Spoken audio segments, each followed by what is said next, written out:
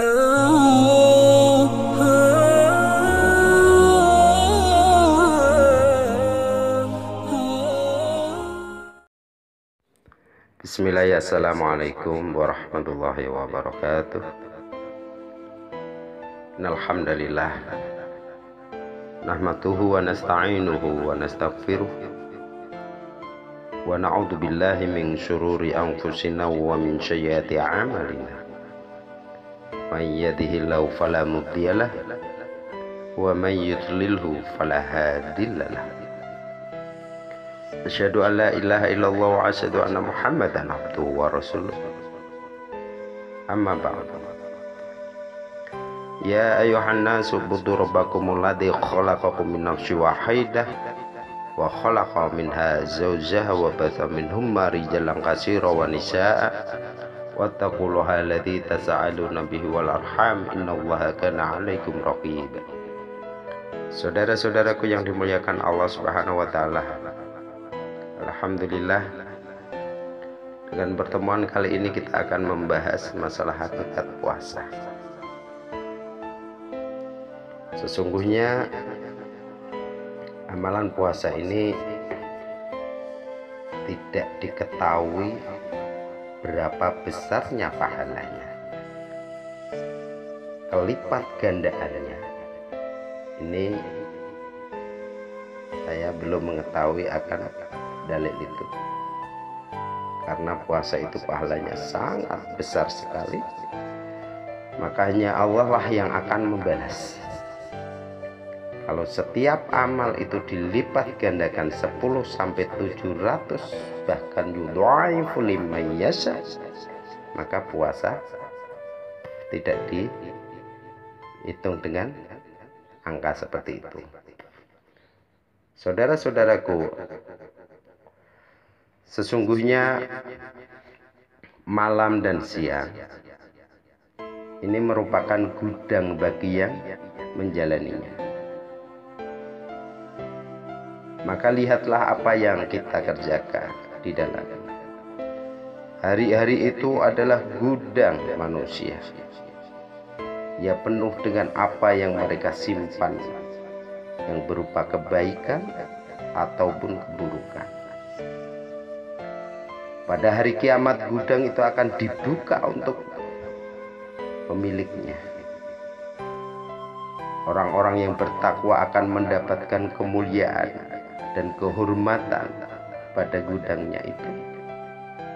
Dan orang-orang yang berdosa akan mendapatkan kesengsaraan dan penyesalan pada gudangnya itu. Saudara-saudaraku yang Allah muliakan, kalau puasa ini pelipat gandaan amal itu belum kita ketahui, atau memang Allah merahasiakan karena besarnya,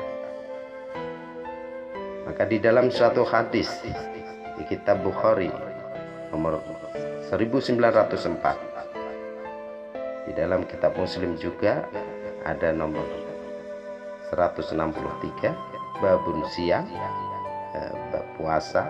Di sana diterangkan, kullu amal ibni adam lahu, semua amal ibnu Adam itu adalah untuknya. Al hasanatu bi asri amsalihah illa sab'i mi'atin dhi'fin.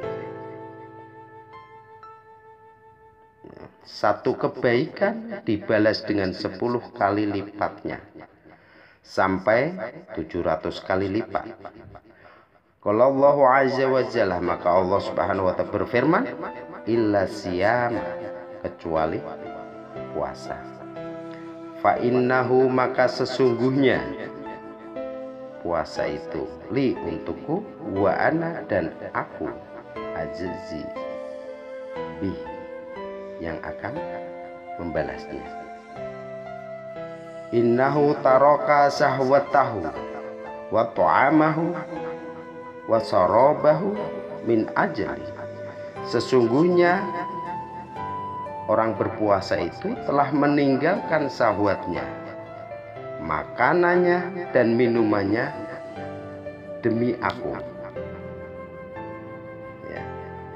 maka lisaimi farhatan, orang yang berpuasa itu memiliki dua kegembiraan. Farhatun inda fitrihi wa farhatun inda liqa'i rabbih. Sekali waktu berbuka kegembiraan itu, dan sekali waktu bertemu dengan Rabb-nya. Wala khalufu famisa'im atyabu indallahi mirihil misk. Sungguh bau tidak sedap mulut orang yang berpuasa itu lebih wangi di sisi Allah daripada minyak misik. Ini di dalam hadis di kitab Bukhari nomor 1904. Di riwayat lain dikatakan kullu amali ibni adam lahu illa shaimun fa innahu, semua amal ibnu Adam itu untuknya kecuali puasa, sesungguhnya ia untukku. Artinya begini, artinya likuli amal li kafaroh, jadi tiap-tiap amal itu kafaroh. Kafaroh itu penghapus dosa.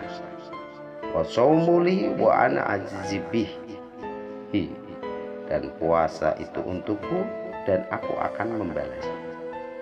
Jadi kalau kita berbuat dosa, kita diiringi dengan istighfar. Dengan istighfar itulah sebagai kafar, menghapus dosa.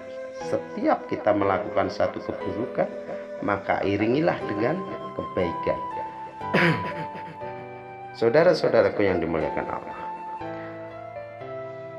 dalam riwayat lain dikatakan kullu amal ibni adam lahu kafaratun illa shauma wa shaumu li wa ana azzi bihi.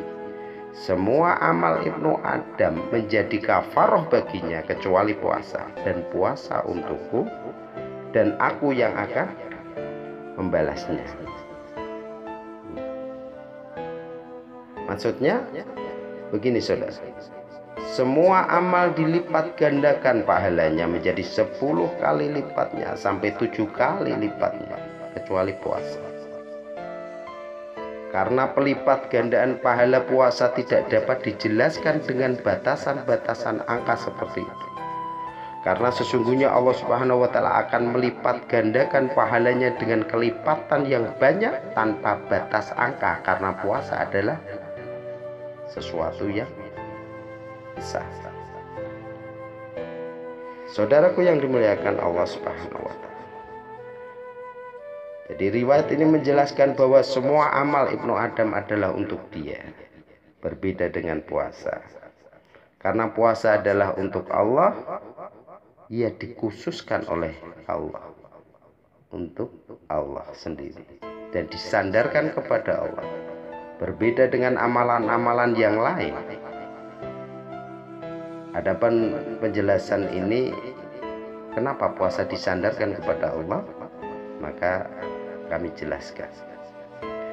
Likuli amali kafaratun wa saumuli wa ana azzi bihi, itu semua amal yang baik menjadi kafaroh, penghapus dosa, dan puasa untukku dan aku akan membalasnya. Kenapa kafar?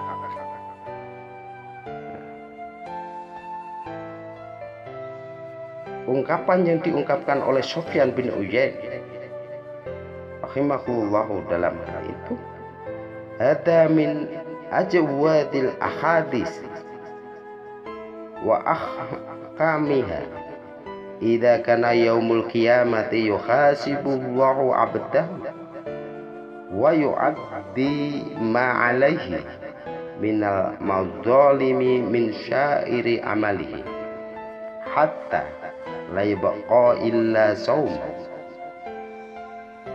fayatahammalullahu azza wa jalla ma baqiya alaihi minal madzalimi wa yudkhiluhu bisaumil al-jannah. Hadis ini termasuk hadis yang paling bagus dan paling kokoh. Pada hari kiamat Allah Subhanahu wa taala menghitung amal hambanya dan menebus semua kezaliman yang ia lakukan dengan amalannya, sehingga tidak tersisa dari amalan selain puasa. Maka Allah menangguhkan kezaliman yang tersisa. Dan dengan puasa Allah Subhanahu wa taala memasukkan hambanya itu ke dalam surga. Disebutkan oleh Al-Baihaqi dari Syu'abul Iman. Saudara-saudaraku yang dimuliakan Allah Subhanahu wa taala, sesungguhnya amalan-amalan lain selain puasa terkadang dipakai untuk menghapus dosa dan kesalahan, sehingga tak menyisakan pahala lagi, karena tersebut dalam suatu hadis bahwasanya pada hari kiamat nanti antara amal baik dan amal buruk akan ditimbang, dan antara keduanya terjadilah tukar tambah. Jika masih ada sisa kebaikan, maka dengan sisa itu ia masuk surga. Nah, inilah ucapan dan Sa'id bin Jubair, ini kalangan tabi'in ya. Saudaraku,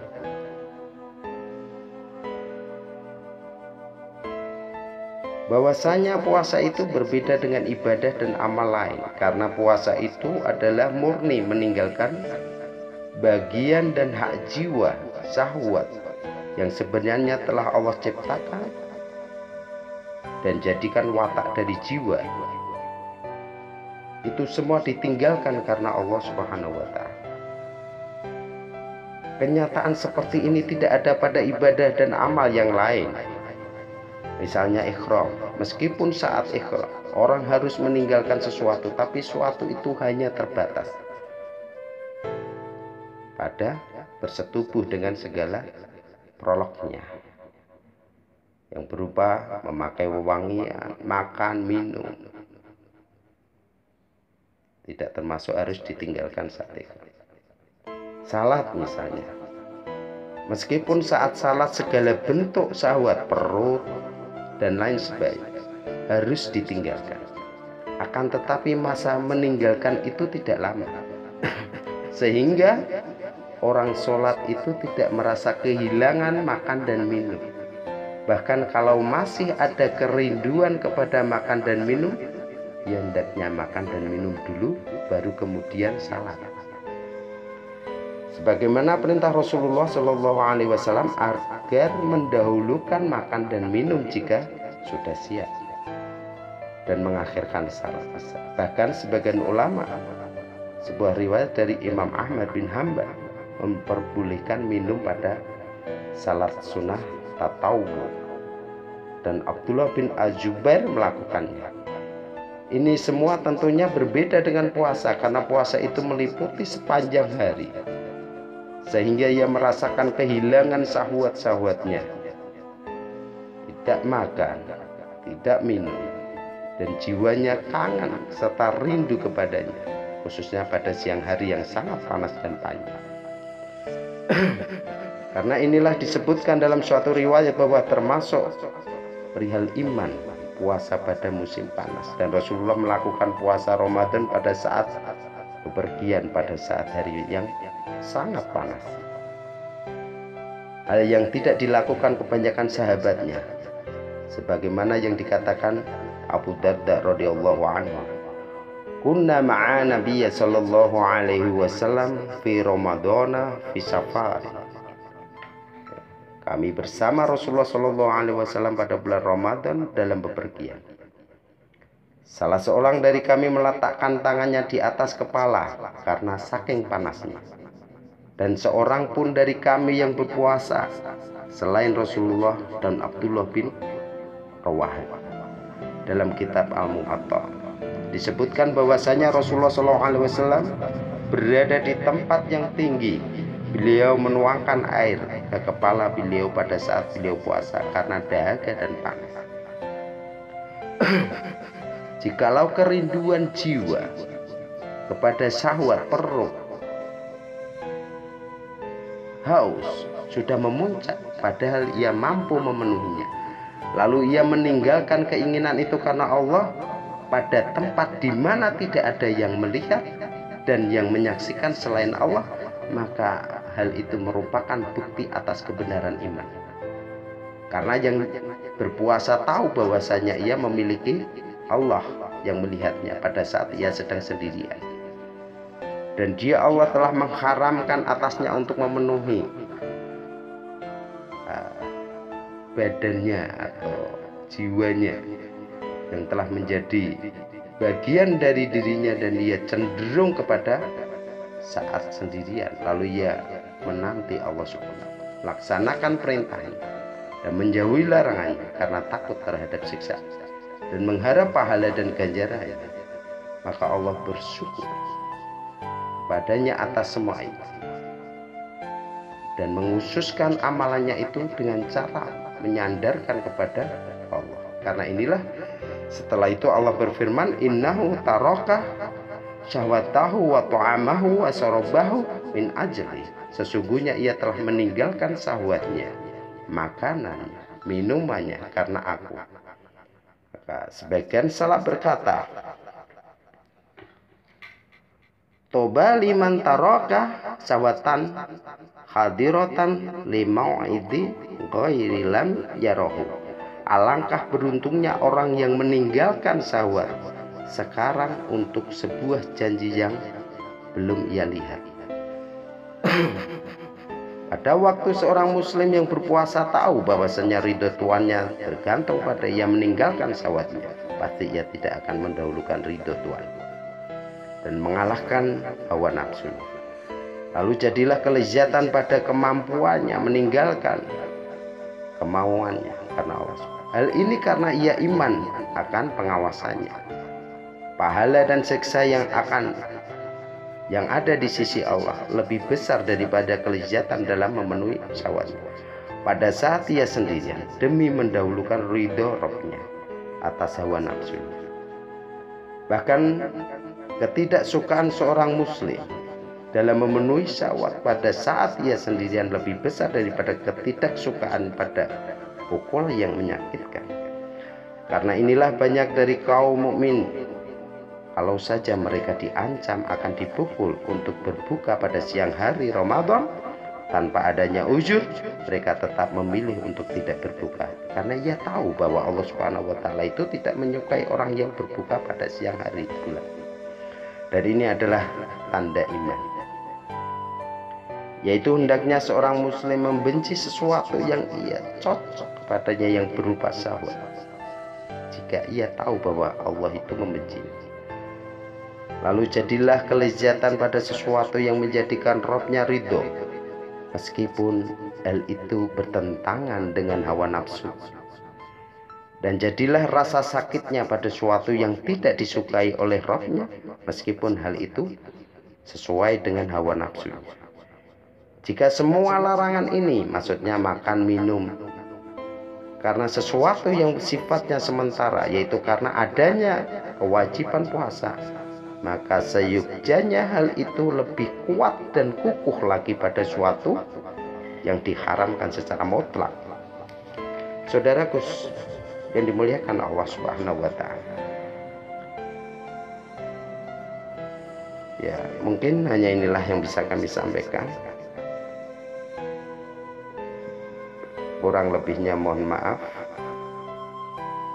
Akhirul kalam, assalamualaikum warahmatullahi wabarakatuh.